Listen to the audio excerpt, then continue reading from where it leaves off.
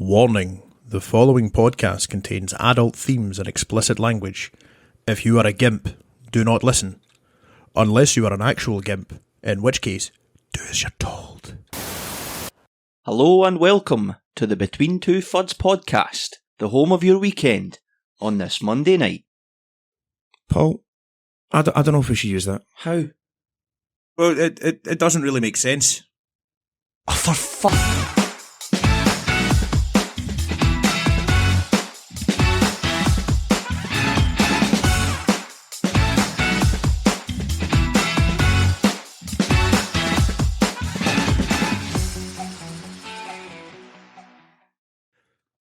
Right, whenever you're ready, mate. Hello, welcome back to Between Two Fuds. As always, I'm Paul McElherron. And I'm James Grant. And together, we'll do your nutting. And do we need to do that every single time?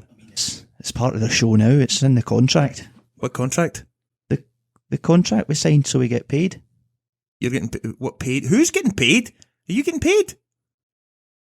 So, Jim, am I pronouncing that right, aye? Is that a real question? Aye. So, we released our first episode the other week, Scottish comedy. How did you feel that went? Well, given they were both Scottish, I thought it was the natural starting place. A lot of stuff to draw on. True. What about you, though? How did you think it went? I thought it went really well, actually. I enjoyed it. All four of our listeners seem to enjoy it as well. 4? Wow. Yeah. No, it's interesting you say that. I've had some feedback about the Michael Jackson jokes. Really? Yeah, some people have... Yeah, well, they've written in, and I'll let you all hear what they said. Aye, go for it. Dear Fuds, we listened to your episode, and we are hurt, aghast and appalled. Michael Jackson worked extremely hard through his whole career, stopping at nothing to achieve greatness. It breaks our hearts to see him needlessly attacked with these outright lies. He spent millions and lost everything to regain his good name. He denied, and we continue to deny, all of the allegations against him. We can say beyond certainty, without a shadow of a doubt, that under no circumstances did Michael Jackson ever blast off on a jetpack in Glasgow. Sincerely, the Jackson 4. The Jackson 4? They listened to our podcast. Well, the letterhead says the Jackson 5, but they've just scribbled a 5 out and wrote a wee 4 beside it. Didn't you say that we had 4 listeners? Oh, that's right, aye. That's strange, eh? Aye. Well, I suppose 5 would be stranger. Aye, that's right, aye. So, Paul, be honest. Mm-hmm. Michael Jackson, do you think he did it? I don't think so. No. To be honest, I'm kind of minded to agree with you. I don't think so either. No. No, because, I mean, how are you going to moonwalk with a jetpack on? That's true, aye. Right. I think you should leave Michael Jackson alone now. He's been through a lot. Aye, a lot of wee bumps. James, we are moving on. He did always say, don't stop till you get enough. I've had enough. Right. And now we're getting off topic again. As usual.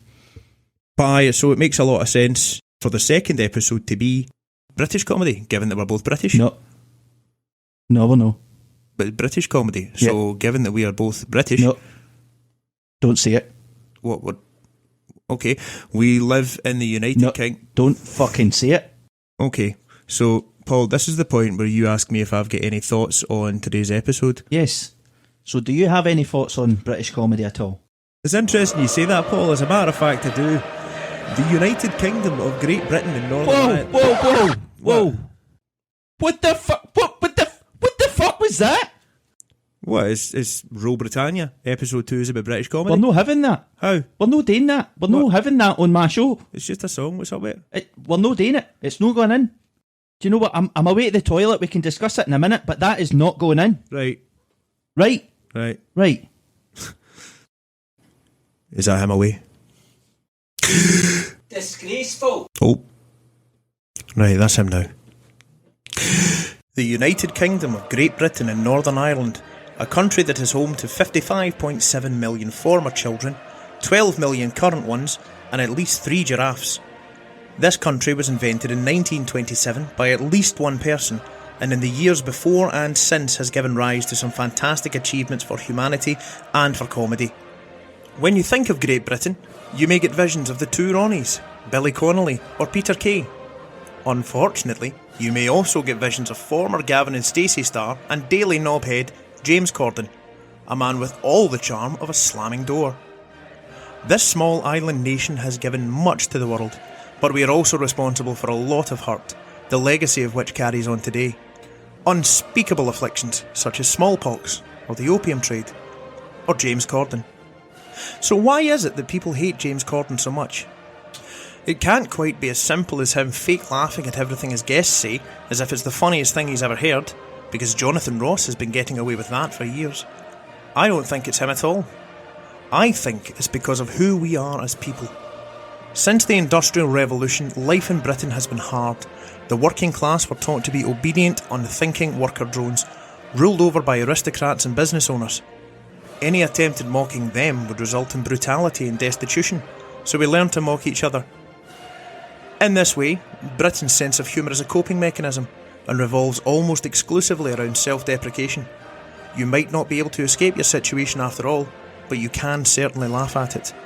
We have an innate desire to mock ourselves, laughing at anything unusual or against the norm. And over time, this humour has evolved to encompass people in the public eye. If you take Billy Connolly, for example, who at first was heralded up and down the country as the working class hero. As soon as he caught a bit of fame and went overseas, the same working class who lauded him oh so quickly turned against him. Ultimately, we defeat ourselves. And I believe that this is a way of protecting your identity. This is, of course, completely at odds with the public spirit across the pond, where they follow their dreams or make it big. In this one area, I believe America has it right. But back to James Corden. Personally, I don't hate the man. As talk show hosts go, he's one of my top 500.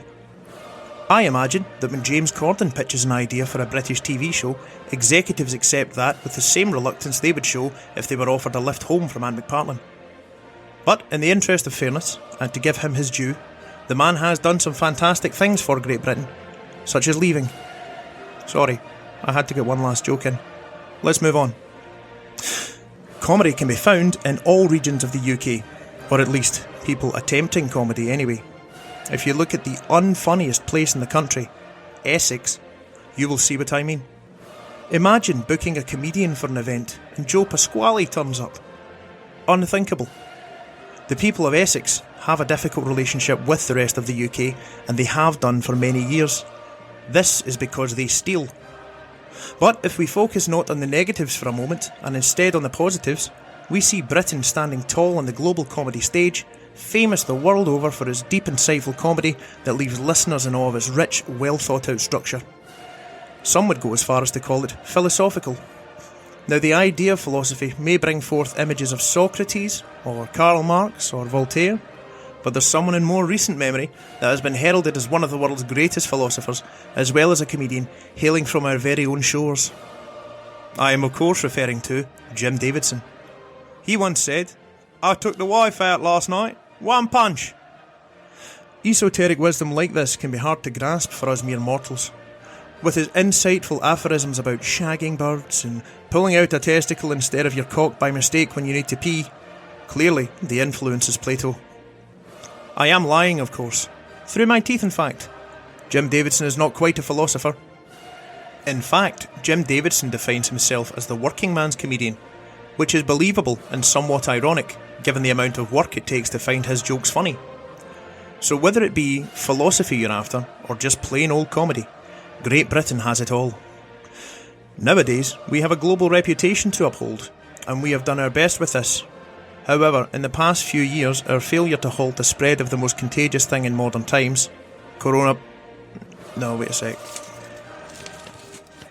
James Corden, is unforgivable. It is a mishap that is akin to accidentally stepping on your own testicles. It simply shouldn't have been possible in the first place. Frustrated with James Corden's rise to the position he is in now, the global community speaks to Britain in the same tone as a disappointed gynaecologist. Britain, you've let that cunt get out of hand. Alright, shit, fight, he's back. Right, is that you back now? That's me back. Good. Well, are we doing the monologue then? Nah, do you know, I think I'll leave the monologue this week. It was shite anyway. I didn't want to say anything, but it was quite shite, aye. Aye. So, Episode 2 is about British comedy, British comedy. whether you're British or not. Probably not. And before we go any further, a quick word from our sponsors. I'm going to be honest, I think this bit will sound a lot better when we finally get some sponsors. Aye, definitely. Definitely. Right, back to it. Back to the show. Do you know who I hate? Who? James Corden. Really? I don't actually mind James Corden. I think he's alright. You've had me feel... What's with the poster then? That's not a poster, that's a dartboard. Oh, right. Right. No, James Corden, he's... Prick. It's funny how you've got a dartboard and he's still the biggest prick on it. I'm starting to think you don't like him very much. Not particularly, no. No. Well, he might be a prick, but do you know who's not a prick? Who's John Cleese. John Cleese, national treasure. The guy's getting on in years, though. Yeah. Yeah. No, we couldn't do an episode on British comedy without talking about Monty Python. That's true. That's true. But just before we go any further, did John Cleese get a wee news article about him a couple of weeks ago for being racist? No, I don't think so. I definitely read that. Right. And now for something completely different. But jokes aside, if you visit that for like a second, it can't be surprising to people. It's not okay at all, right? But it can't be surprising to people that John Cleese, as an 80-year-old British man, is a little bit racist. You know. No, I think the thing that came out about him was a few years ago when he said that London's not really an English city anymore. Is that what he said? Which is not true. Aye, because according to Wikipedia, London is the capital of England. It was something like that, aye. Aye. Yeah, so... I remember that for school. Yeah. A school you went to in the United Kingdom of Great Britain. Enough. Enough. But John Cleese, Monty Python, their reunion tour was fantastic. Did you see it? Yeah, and after obviously after Graham Chapman passed, do you know he was actually still in attendance? They brought his ashes with them. Oh, really? Yeah, so that way they had the whole ensemble, they had the whole bunch of them with them. I thought that was really nice, actually, because the guys are getting on now. Yeah. What's your favourite for Monty Python? What? Movie or sketch? Because I mean, the Ministry of Funny Walks, that's a classic. Life of Brian or the Holy Grail. Yeah. He's not the Messiah. He's a very racist man.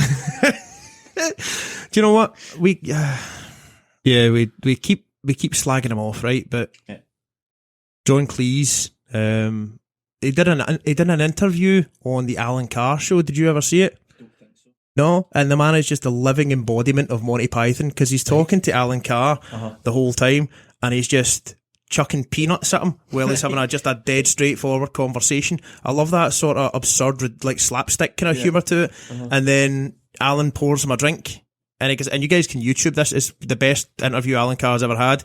He pours John Cleese a drink. John Cleese gets up and just cowps it over him, right? And then he picks up more peanuts and he's pinging peanuts at him, all the while telling him all about this great tour that he had with the Monty Python guys. Like dead conversation. I couldn't listen to what he was saying. I was too busy laughing.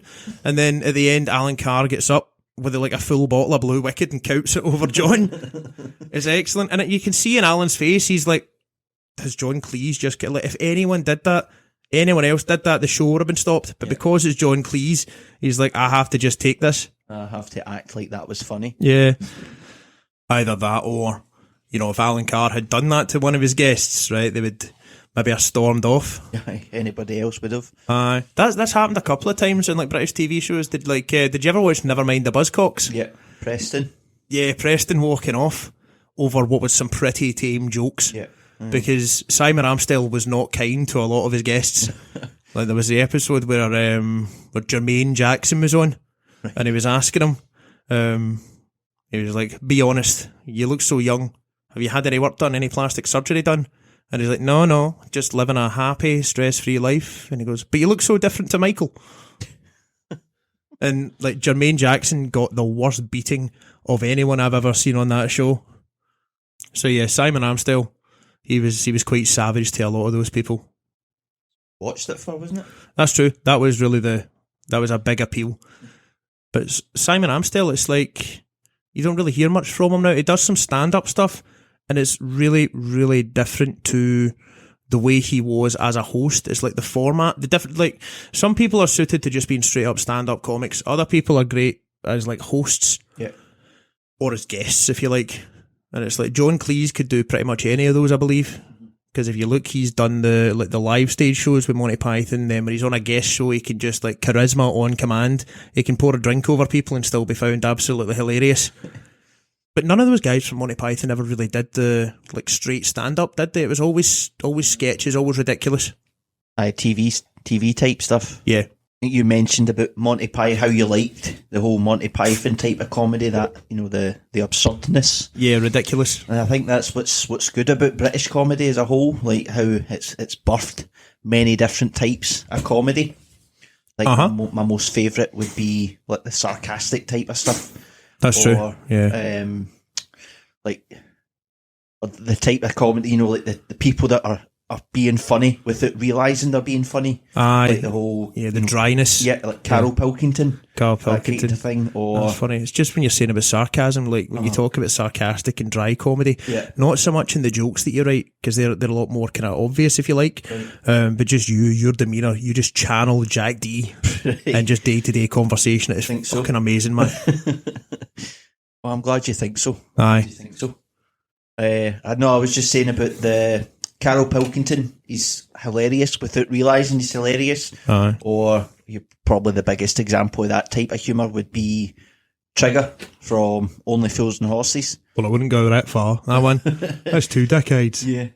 You ever watched Only Fools and Horses? Only Fools and Horses. I've not... My dad used to be daft for it, but I've only seen like a couple of episodes, like the one with the granddad's meant to come in and go, that kind of thing. You can see them all laughing. You can see them all try to crack up. Hilarious. I love it when so funny. When you see people corpsing and trying to take it serious. It's honestly my favourite TV show of all time. I think it is so funny. Yeah. But I thought about Trigger, like he just the whole series is the exact same. It just so stupid but so funny, and he doesn't realise he's being funny. Like the bit about the broom.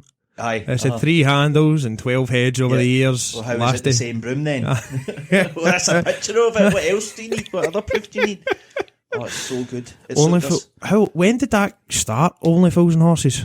1980 something. 1985, I want to say. 80 and change. Yeah, cool. The 80s sometime. Right. Yeah, man. Went for, when was the last episode? Like 2002 or something? So. That's 2 decades. There you go. No, it's a good show. It is. For the 2 episodes I've seen of it. There's that one, and I can't mind it, and I'm sorry because I'm doing a terrible job of describing this to the people listening. Right, cool. But it's the one where he's like, he has the big fallout and he's moving away and he comes back and he gives Rodney comes back and he gives the big speech and it just wouldn't be right to leave yous all, and there's more to life than that. And then he turns around and goes, and you forgot your passport. And I forgot my passport. That's one of the earlier ones. Oh, is that like... It's like season 2 or something. Right. And Grandad was still alive. Or series 2. Series 2. Because that's an Americanism that's kind of crept its way over here. What did I say? Seasons. We had BBC series. All right, series 1 and series 2. My apologies, Your Majesty. We'll talk about seasons in the next episode because it's American comedy. How you were saying about the scene where Uncle Albert comes in and goes, and you can see them all laughing. Try to keep a straight face. Yeah. I think there's another. That reminds me another. It was one of the earlier scenes, probably one of the most famous episodes. Right, is this the chandelier? The chandelier one. Aye. Did you know? See the chandelier episode? That had to be done in one take. Right. Because obviously they only had the one chandelier to smash. There's not many spare chandeliers kicking about. Exactly. So if any of them laughed in that scene, that whole thing would have been cut. Oh, man. And we would never have seen that. And the fact that they all managed to do that without laughing is incredible. That is incredible. I thank them so much, because we would... there's no way I would have giggled. Yeah. I would have definitely giggled. Same. See, if I was there and the director... I think the director would have done the right thing and not told them, listen boys, if you giggle once, if you crack up, we only have the one chandelier, so don't laugh, mate. Because that would have probably made them laugh. Exactly. It is honestly my favourite show of all time. I don't think people actually realise how big Only Fools and Horses was. Yeah, it was huge. What was it? There's this record, right? And I couldn't believe it. The 1996 Christmas special, right? 1996. You're into your numbers and your stats and stuff. Yeah. About 25 years ago that was. Still holds the record for the most amount of people that watched a sitcom, right? 24.5 million people watched the 1996 Only Fools and Horses Christmas special. Is that like just the UK? Just the UK. The UK. That was like long before iPlayer or anything. So that wasn't the overnight viewers. That was 24.5 million people sat down to watch that episode. All at the same time. At that same time. And I was only like one at the time, right? And admittedly, the humour passed me by a wee bit. As a 1-year-old. I was too busy shitting myself. Right? But it's still, I just thought that was amazing. 24.5 million people sitting at the same time just watching it. Yeah. Imagine the pressure, man. Like, we struggle with 4. I know. Sorry, Jermaine. But no, it's amazing. It's incredible numbers, I think. 24.5 million people. No, it's crazy the stuff that television used to kind of produce. Yeah. You know, the results it used to produce. I mean, you think about, television now. You get like the BBC channel, like BBC 3. Well, I don't even know what BBC 3 is. It was a channel. Now it's not a channel anymore. Well, it was a channel, then it was an internet thing, and now I don't know if it's back to being a channel now, or if it's planned, or right. I don't know. I don't know. Well, if they keep trying, maybe one day it'll be funny. True. Well, it's like, that's not fair. There was one thing I watched at my friend's house, because I don't have a licence, is Murder in Successville. Did you ever watch that? Do you know, there's a Netflix thing that's just started. What is it? It's basically the same idea, but it's an American version. The American version, but I never watched the British one. The American, they do that with a lot of British TV shows. You get The Office, and then Shameless became the American one. See, I'll give them The Office, because that's probably the only thing that the Americans have taken as well. Like, they did pull it off quite well. Steve Carell was fantastic. Definitely. If anyone could what was the guy's name? Simon Brent? Something like that. David Brent, aye. If anyone could channel David Brent, but in America, Michael Scott was phenomenal. See, that's what I thought. It's probably an unpopular opinion, but the American Office is much better than the British one. And that's rare, because obviously the British is the original, but I think the Americans done it much better. That is a divisive opinion, aye. I stand by it. Yeah. You know how we're talking about the BBC, James? Yeah. Have you seen that new Jimmy Savile documentary on Netflix? No, I haven't. See the stuff that guy got away with? What was it? The first accusations came out about him in 1955. Right. When did he die? 2009, was it? Something like that. So what was that? Was that 60 years nearly? Half a decade at least. Just this fucking animal just getting away. What? I think you mean half a century. Well, no, you're right. At least half a decade. Aye. Anyway, continue. You were saying. Sorry, I can't count. No, this is you that likes the numbers. 24.5 million. That's at least 12. Just how this guy got away with the stuff that he done for so long, for all that decade. I know. No, it's mental. It's insane. Like there was a bit. The BBC get rid of a lot of their old footage as well. Yeah, Like when coloured telly was first introduced, whenever it was, like, I'm a massive Doctor Who fan, right? So I knew the BBC got rid of a lot of their stuff before then, right? But there's still stuff that they kept, right? And they says that they got rid of it because they never thought people would want to watch it now that colour TV's been introduced. But if that really was the case, would they not have binned everything? And then you think about it, and they dug up an old archive thing, like this TV show that Jimmy Savile was the host of. It's called Click Clack, right? Right. Do you know who his guest was? Who? Gary Glitter. No. Gary Glitter and Jimmy Savile just sitting. I don't know what the TV show was about, and I dread to think what it was about. But they're just sitting, right? They came out, and in the documentary they came out. So was this just like a Top of the Pops type of show? Just BBC? A BBC thing, I don't know. It never really touched on it too much. It was don't. Okay. Don't. Continue. They never got into too much detail about it, but it was just a wee panel thing. Jimmy Savile sitting at a desk, Gary Glitter's on the other side, and the two of them, obviously, it was a joke at the time. Right. But if you watch it now, knowing what we know now, so Gary Glitter came out doing his persona thing, being the lecturers. But the both of them were eyeing up the crowd, and they were discussing who they would like to take, and the audience were laughing, right? And they're like, "Oh, that's funny, just two weird guys." But now you're watching it and going, "They're no joking; they're being serious." Yeah. And all the years, when all this stuff came out about Jimmy Savile, people were saying, "Oh, it's ridiculous. It's ridiculous bringing all this up now that he's dead. You're only getting one side of the story." But you know, because for all the years, Jimmy Savile was telling you his It was side. under your nose, aye. He was you watch interviews and he's outright telling you what he's getting up to. Aye, and people are like, "Oh, he's just a weird old guy." Yeah. This But is the being good old serious. days. The good old days. Aye, that exactly. kind of stuff. Oh man, it's No, it's terrible. You should watch it because it's fucked up. Yeah. What that guy done and how he got away with it for so long. I'm glad we live in the times we do now where these kind of things are being brought to light. It's terrible that they happen, but it's good that these things are being given the attention they deserve. People are trying to, make things right, that sort of stuff. Although that didn't stop Gary Glitter's music being played in The Joker. That's true. That's a good song, though. It's fucking brilliant. But fuck him. Fuck Gary Glitter. Fuck Gary Glitter. Quite right. And fuck the BBC. Fuck the BBC. And now for something completely different. So that was a particularly heavy section there, Paul. It did. We got a bit worked up there a wee bit. So I think we'll lighten things up. Please. And what better way to do that than with the speed of light? Have you ever heard of the multiverse theory? Of course I have, yeah. Right, so what it proposes is that there's an infinite number of possible universes where anything that is possible will happen an infinite number of times, but the speed of light stops us from seeing those different universes, right? So that means that somewhere out there is a universe where James Corden is funny.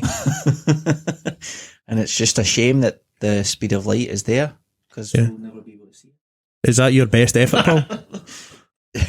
I did stumble over my words there a wee bit. But what I was trying to say is it's a real shame that the speed of light exists, because if what you're saying is true, then there is a universe out there somewhere, right, where you've got a normal size head and you'll never be able to see it. Fuck off, man. But at risk of, going round in circles here, I just remembered there, did you not say that you used to work for the BBC at one point? Well, technically, for like a day. Right. I remember seeing an advert online when I was like 15. They were advertising, they were wanting extras and actors for this comedy show. Supporting actors. Exactly. Right. And it was in Kinnan Park, which was just round the corner for Govan, where I'm from. So those who don't know Govan, it's a small seaside town in the middle of Glasgow. and those who know Govan know I'm lying.